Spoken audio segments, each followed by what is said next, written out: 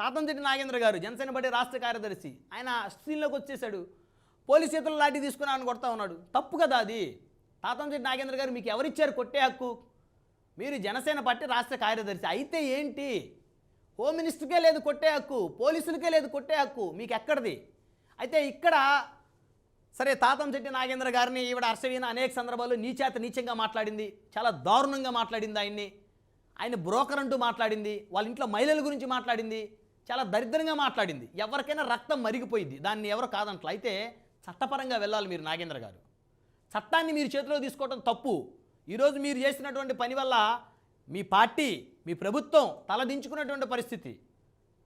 ఇది నిజంగా చాలా దుర్మార్గమైన దురదృష్టకరమైనటువంటి సంఘటన. పోలీస్ చేతిలో లాఠీ లాక్కుంటారేంటండి మీరు? ఎవరిచ్చారు మీకు అధికారం? పోలీసులు ఏం చేస్తున్నారు? అసలు లాఠీ లాక్కుంటే ఆయన దగ్గర నుంచి తీసుకోవాలి కదా. ఓ పని చేయండి, రైల్వే కోడూరులో ఆ పక్కన ఎవరైతే చూస్తూ ఉన్నటువంటి పోలీసులు ఎవరైతే ఉన్నారో మీ యూనిఫాము తాతంశెట్టి నాగేంద్ర గారికి తొడిగేసేయండి.